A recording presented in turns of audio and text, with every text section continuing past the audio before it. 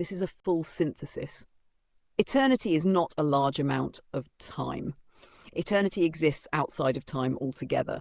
Time is not something God entered. Time is something God made for you and me. Light exists outside space-time. It does not move through time. It writes space-time. In physics terms, light follows a null geodesic. There is no experienced duration for light itself. From the perspective of the field, there is no before and after. Before and after arise only for observers who measure relations within the field. Alpha and omega must therefore be understood correctly. Alpha is emission, omega is absorption. But for the light itself, emission and absorption are simultaneous. There is no temporal separation for light. The separation exists only for the observer. Time is the accounting of that separation. Light is not accountable to the time you measure. Light is what creates the time you measure. God is light. And from that non-temporal perspective, God writes time for creation. This is why Bereshit does not mean in the beginning. It means with beginning. God did not step into an already running clock. Beginning itself arrived with God's expression. Time is not older than God. Time emerges only when relation becomes observable. Eternity is the state to which light is accountable. Time is the gift that follows. Existence is therefore inseparable from expression. A source that never expresses cannot be known as a source. God can exist without creation, but God would never be known to exist without expression. Without a song, there is no hearing. Without expression, there is no observation. Without observation, there is no is that can be spoken of. The universe is not God, but the universe is the expression through which God is known. The song is not the singer, yet without the song, the singer would not be heard. This brings us to the logic of source, heir and inheritance. A source that has no eternal heir is not an eternal source. Eternity cannot be defined by what is temporary. If the source is eternal, the inheritance must be eternal, and the heir must be eternal. If one is temporal and the other is eternal, they cannot define each other eternally. They can only define each other temporarily. The Father is the eternal source. The Son is the eternal heir. The Spirit is the eternal inheritance. Inheritance is not a portion. An heir inherits everything. The Father gives all of his being. The Son inherits the totality of the Father. The Spirit is what is given, life, energy, being, shared without loss. Nothing is divided, nothing is diminished. This defines perpetuity, which the first law of thermodynamics insists upon. Energy is not created or destroyed, only transformed. Eternity expresses itself through transformation, not loss. Creation, then, is not ex nihilo in the sense of something arising from absolute nothingness. Created is a verb. Verbs require energy. Energy is still E equals weird. God, who is light, does not create by introducing something foreign to himself. Creation is the excitation of God's own being made observable. This is nature. Nothing unnatural occurs within nature. Nothing new is under the sun because the sun is light. All things were made through the Word. The Word is information. Information is an operating principle. An operating principle is an algorithm. An algorithm is code. Code is state, on and off, 1 and 0 superposition. Creation is not matter first. Creation is information expressed. Information does not exist to sit still. It exists to run. When the word is expressed, relation appears. When relation appears, time appears. This is why sound is the correct framework. Sound is not defined by audibility. Audibility is a biological receiver like an antenna. Sound is oscillation, variation between coordinates. Light is the field. Oscillation within a field is expression. The universe literally means one song. At the macro scale, it appears as one coherent wave. At the quantum scale, it is composed of countless superpositions that together form that one wave. One song, many vibrations. Movement does not occur in time. Movement is time once observed. Oscillation is variation between coordinates, from quantum to cosmic. Chaos does not exist, only what is not yet comprehended. Pattern is not imposed, pattern is revealed through relation. Light carries information, and information and energy are not separable. Landauer proved this. Light sustains, carries, and expresses truth. This is why black holes do not trap light as a prisoner. Light is not trying to escape a black hole. Light does not need to escape itself. A black hole is not the absence of light, it is an extreme excitation of the light field. The photon is not observed past the horizon, but gravity does escape, and gravity is not a separate substance. Gravity is geometry written by energy. Geometry is written by light. The gravitational signal is still light, still energy, still relation. The black hole is audible to the universe through gravity, even when the photon is unseen. This tells us something crucial. Existence does not require visibility. It requires relation. Sound does not need to be audible to exist. Audibility is merely one mode of reception. Sound is oscillation. Oscillation carries information. Information is energy. Energy is light. The universe is a resonant field in which all relations occur. Nothing exists outside of it. The voice is more than the song, but the voice can only be observed by account of the song. God is not reduced to the universe, just as a singer is not reduced to the song.